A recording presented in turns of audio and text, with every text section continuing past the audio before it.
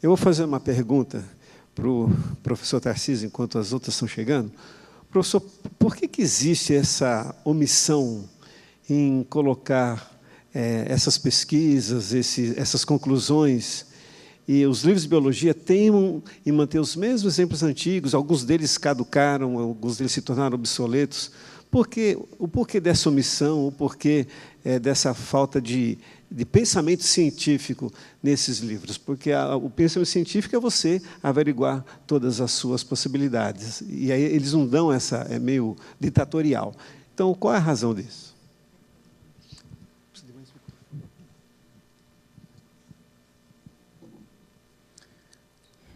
Bom, base na minha maneira de ver, né, o problema é que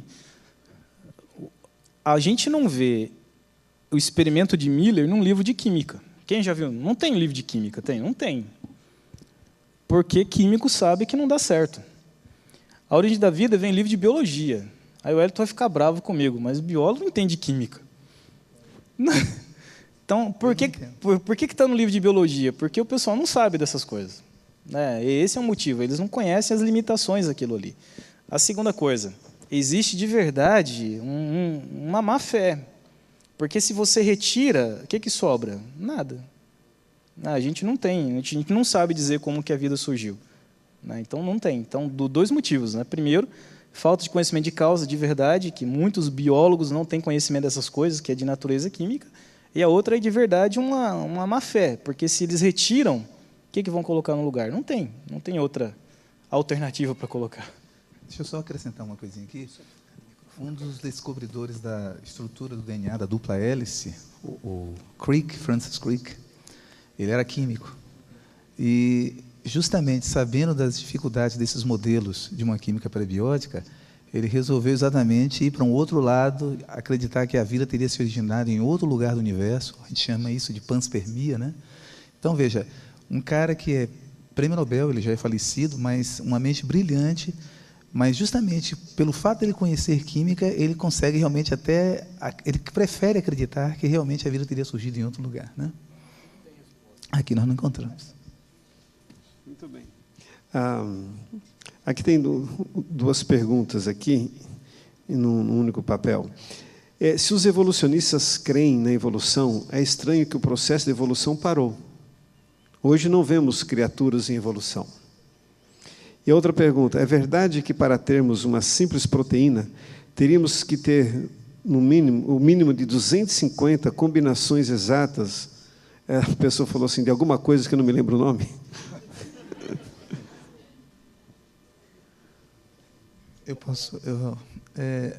Às vezes a gente precisa realmente assim, fazer algumas correções, porque quando a pessoa faz uma pergunta, ali já está realmente assim, embutido uma certa ideia, e essa ideia é uma ideia, às vezes, focada, né?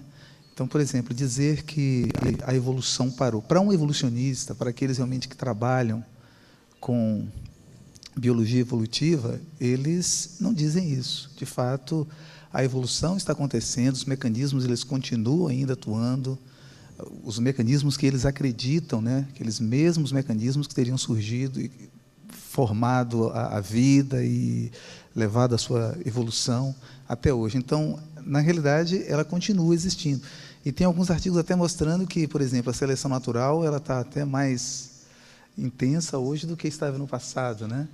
Mas tem alguns que querem dizer, acreditam que realmente talvez ela tenha chegado no nível que não há mais evolução. Mas, de fato, para um biólogo evolucionista, a evolução não parou, ela continua, né? E com relação a essas combinações, eu vou deixar que o Tarcísio responda. Eu não sei que coisa é essa também, não. Eu também não sei que coisa é essa aí, né? Que é misteriosa. Olha, eu sei que para ter realmente uma célula mesmo, acho que ela não pode ter menos do que 500 proteínas, né? E as proteínas elas podem variar em número de aminoácidos, né? De 100 aminoácidos a até 2.000 aminoácidos. Nós temos algumas enzimas, algumas proteínas que são realmente muito grandes, mas o número médio de aminoácidos por proteína seria em torno de 500 aminoácidos, né? E uma célula humana ela pode ter cerca de 5.000 proteínas ou enzimas diferentes, né? Só comentando a primeira parte da resposta, gente, é importante ter uma coisa em mente. Quando a gente fala de a evolução não acontece, né? A evolução é um termo muito elástico. Então, dependendo do que você entenda de evolução, a evolução acontece sim. né? Se você pega linhagens de cachorro, né, que mudam ao longo do tempo, você pega linhagens de salamandras, né, isso é bem conhecido, você tem uma espécie animal que ela vive num certo habitat e acontece um acidente geográfico ali, um tsunami, um terremoto que separa essas linhagens, elas vão se desenvolver e ter características diferentes. E se depois de algum tempo você colocar esses animais, eles não vão se cruzar mais, eles são espécies diferentes. Isso acontece? Com certeza. Agora perceba, isso não tem o poder de criar novas estruturas metabólicas. São adaptações, né? Isso é uma adaptação, exato. Isso não tem poder de criar novos caminhos e novos passos metabólicos. Isso não cria novos conjuntos de enzimas. Agora, né? eu acredito, doutor, que essas adaptações elas já estavam previstas na carga genética dessa salamandra, por exemplo. Ao ela estar isolada dos seus demais pares, então essa adaptação, esse poder de adaptação, já estava, a possibilidade estava escrita no seu código genético. E outra coisa é o que nós fazemos em laboratório, né? Hoje, se você pega milho, né? O milho que você come hoje não é mais o milho que os incas plantavam, não é mais, né? Foi uma evolução. As técnicas de cultivo selecionam, é uma seleção intencional, mas isso acontece, né? Eu trabalho com mamão, né? O mamão que a gente come lá não é um mamão, ninguém sabe de onde surgiu o primeiro mamão, para você ter ideia, né? Ele está perdido em algum lugar. Então, a evolução acontece, agora ela não tem o poder criativo que Darwin supôs que tinha. Quer dizer, não forma novas criaturas. Não digo criaturas, eu como químico eu prefiro dizer que ele não forma novos passos metabólicos, né? Novos caminhos metabólicos. Permita-me entrar na conversa, até para fazer algumas provocações aos cientistas. A minha área é humanas, teologia, e eu quero compartilhar com vocês alguns sofrimentos dos teólogos com relação aos experts em ciência. Como aqui está bem representado as áreas da ciência, eu faria uma pergunta para vocês. Nós sabemos que a ciência só consegue comprovar aquilo que ela consegue reproduzir. E, por exemplo, a vida. Para provar, daí essa urgência e esse afã de tentar produzir enzima, de produzir proteína, até para mostrar que pode haver produção de vida de outra maneira, ou saber de onde veio vida. A minha pergunta seria, na sua fala no início, você falou um pouquinho do campo de atuação da ciência. Quando a gente percebe os cientistas hoje, nesse afã para tentar produzir vida, para tentar, quem sabe provar a sua teoria, a teoria da evolução. A gente percebe que são várias áreas da ciência que estão tentando fazer isso ao mesmo tempo. Biólogos tentam fazer isso, logicamente, na sua área de pesquisa. Químicos tentam dar sua contribuição. Geólogos tentam fazer isso no seu respectivo campo. Eu queria perguntar aos senhores, qual a opinião de vocês dessa atuação, de repente, desconectada da ciência? A gente, às vezes, percebe, você acabou de dizer na sua fala, por que eu não acredito em evolução? Porque eu sou químico. Tá bom, e o biólogo lá, quando ele está trabalhando e levantando as teses dele, ele não considera, então, ele não pede uma colaboração do químico, ele não ouve o químico, ele não sujeita as suas descobertas ao químico? Isso nos causa, às vezes, uma certa angústia, porque na área de humanas, a gente tenta trabalhar de repente, combinando esses conhecimentos. E, às vezes, na ciência, você percebe essa desconexão, essa distoância de áreas. E às vezes, você precisa de um expert contradizer outro. Eu queria que vocês dissessem o que vocês pensam sobre isso. Até que ponto isso é positivo para uma área não determinar as descobertas da outra, mas até que ponto isso é negativo e como isso impacta negativamente o nosso dia a dia? Professor Flávio Carlos, veja bem, vamos imaginar assim, a gente parece que tem medo de que o homem possa produzir vida em laboratório. Mas vamos supor que, se Jesus não voltar daqui a 100 anos, 200 anos, sei lá, e o conhecimento chega a esse ponto de nós podermos produzir vida em laboratório.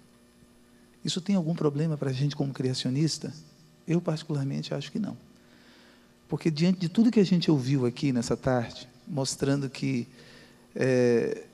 para você produzir realmente uma simples molécula, né, nós não estamos falando aqui de células, né, com milhares de passos metabólicos, etc., etc. Estamos falando para produzir uma simples enzima. A gente precisa de um planejamento, de um cuidado em laboratório que os cientistas precisam ter, porque senão eles não vão conseguir produzir isso. Quer dizer, são necessárias condições especiais para se chegar a produzir algo, para depois eles suporem que aquilo poderia ter surgido por acaso. Mas todo o processo foi exatamente o contrário. Então, se um dia o homem for capaz de produzir vida em laboratório, isso só vai mostrar uma coisa, que vida só pode vir de algo planejado, de uma mente por trás.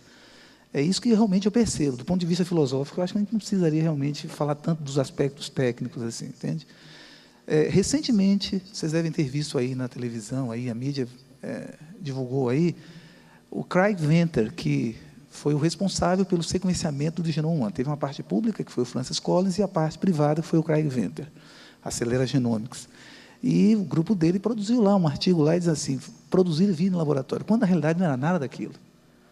Né? Então, eles tiveram depois que ir a público e dizer, não foi vida, foi na realidade, porque eles estavam servindo de toda uma estrutura, de toda uma maquinaria metabólica de uma célula para poder produzir algo, para depois eles dizerem realmente que foi criado vida. Na realidade, a gente tem que ter muito cuidado, porque existe um sensacionalismo e há muitos interesses econômicos por trás disso. Né? Infelizmente, é isso que acontece. Então, para mim, particularmente, eu acho que se o homem um dia for capaz de fazer isso, eu não sei. Né? Eu acredito que fica comprovado de que realmente você precisa de uma mente, de algo, de uma inteligência, para que realmente possa planejar isso. Muito bem. Nós temos uma outra pergunta aqui. Pois não. Além de tudo, há o tal do pano de fundo. Nós estamos numa guerra entre os que servem e adoram o Criador e aqueles que não querem servir, não querem adorar. Então, isso daí é inevitável. E uma outra coisa importante é assim, ó, se a gente escreve um projeto de pesquisa para a FAPESP, né,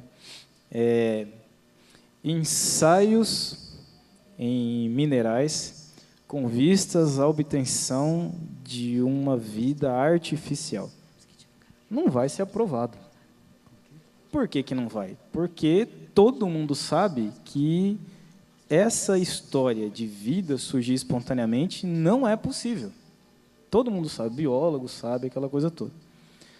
O que acontece é que quando você faz pesquisa, certos resultados que você coleta daquela pesquisa podem ser interpretados dentro das cosmovisões.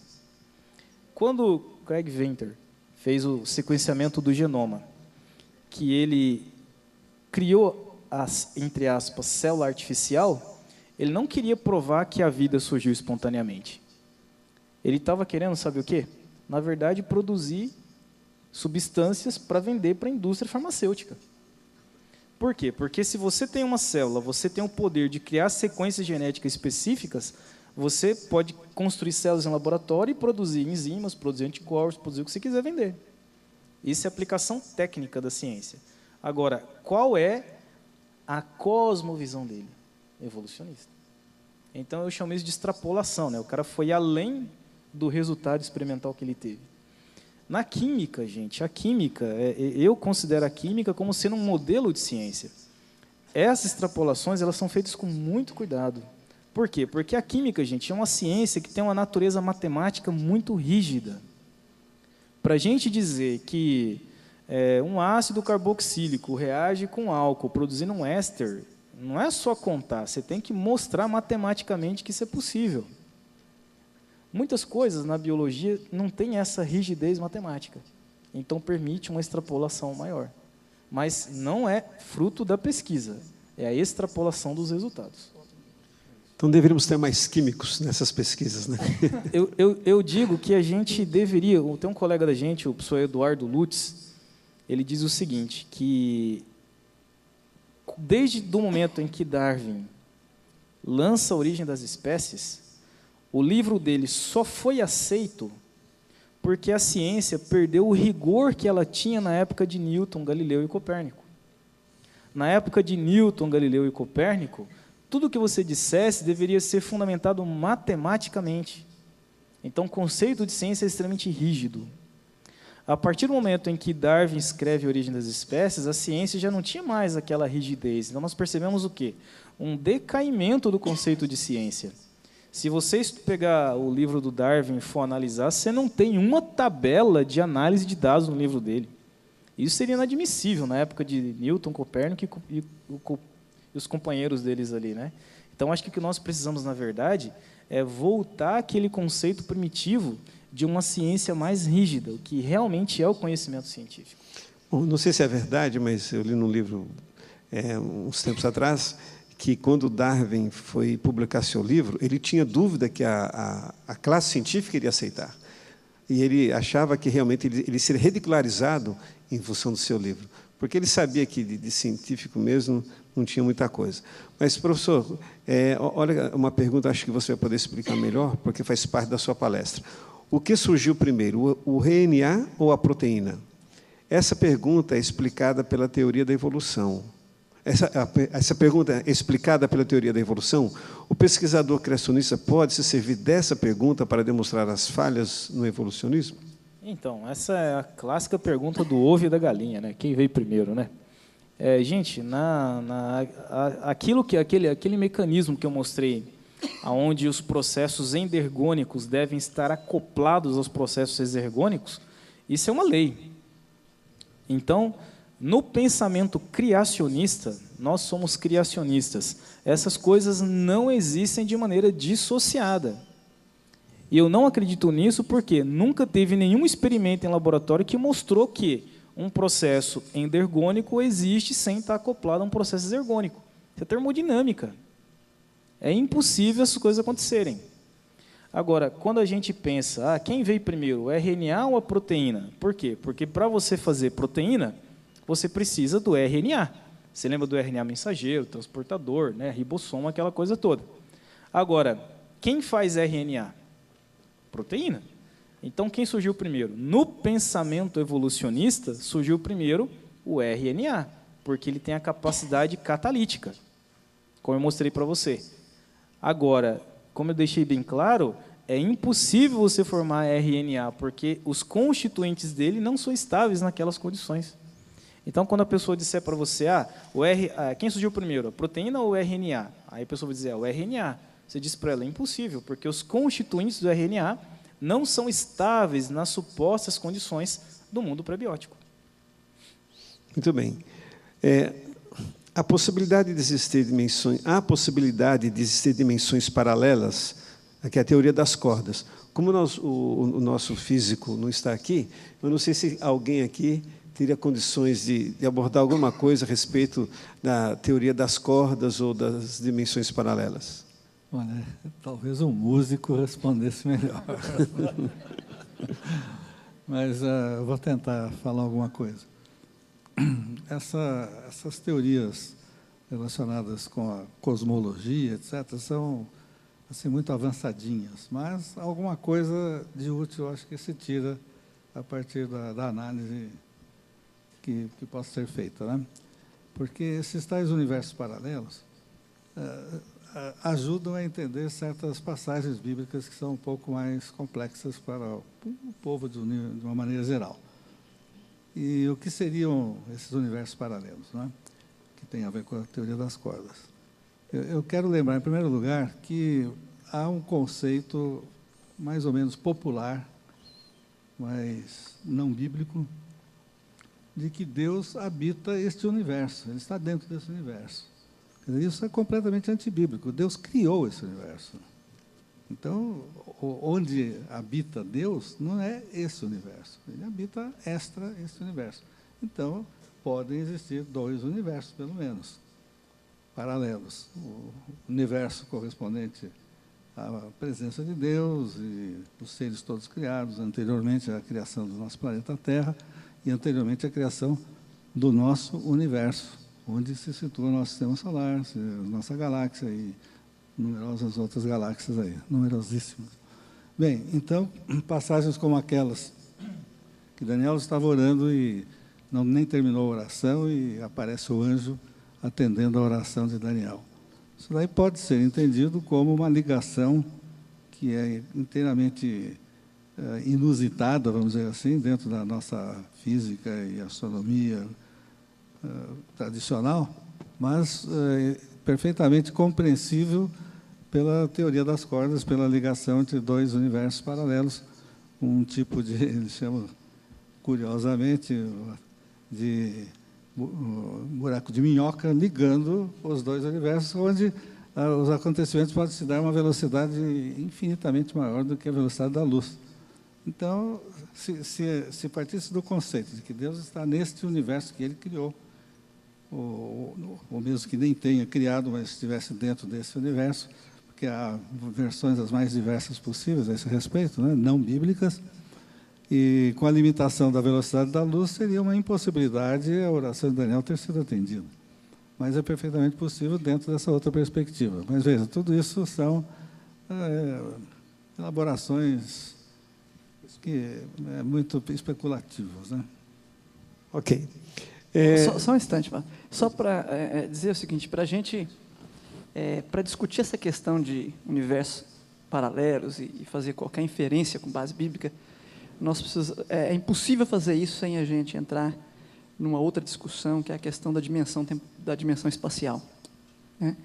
E aí nós precisaríamos assim de uma outra tarde só para tentar desenvolver esses conceitos aqui à luz da Bíblia. Então, quando a Bíblia fala de universo, quando fala de mundo, qual a dimensão espacial que a Bíblia traz?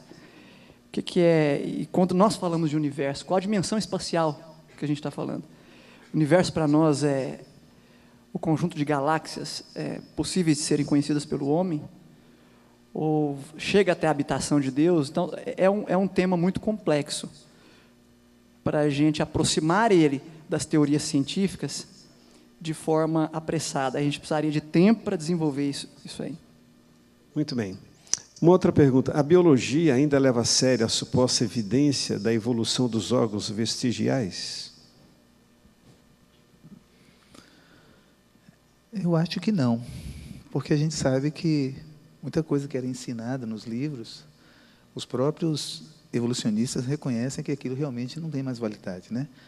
O problema é que isso ainda persiste em alguns livros, e isso é ensinado como sendo verdade, né? Então, se você perguntar realmente para um cientista, mesmo um cientista evolucionista mais sério, ele não vai concordar com isso. Mas há outros que pensam diferente, né? Talvez pela ignorância mesmo com relação a esse fato. Os órgãos vestigiais, hoje nós sabemos, todos os órgãos que eram considerados vestigiais, a gente sabe que eles são funcionais. Eles têm uma função, eles foram criados realmente para um propósito pelo Criador. Inclusive, o nosso apêndice, as amígdalas, enfim, né? Então, eu acredito que vai depender muito do biólogo que você esteja falando aí, né? Muito bem.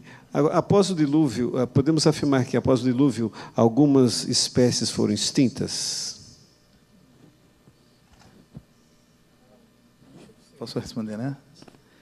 Olha, se a gente olhar para a coluna geológica, nós vamos observar que existem animais que não existem mais hoje. E dentro da nossa cosmovisão criacionista, nós acreditamos que realmente esses animais e também vegetais foram extintos com o dilúvio. Então, eu, particularmente, acredito que não foram todos os seres vivos que entraram na arca, né? Os que entraram são aqueles que deixaram realmente os descendentes que nós temos hoje, né? Então, na realidade, se a gente olhar para a coluna geológica, a gente é forçado a acreditar que, de fato, existem animais que foram criados que hoje não estão mais presentes. E Ellen White deixa isso claro no Patriarcas e Profetas também. Exatamente. Temos mais uma pergunta. Cadê a Ana? Acho que mais uma pergunta. Sabemos que na Bíblia é dito que o Sol parou, mas a ciência já provou que quem se move é a Terra. Como que podemos explicar essa afirmação bíblica de que o Sol parou? Bom, eu só vou perguntar se hoje à tarde o Sol vai se pôr. Questão semântica, de linguagem. Não é um problema científico.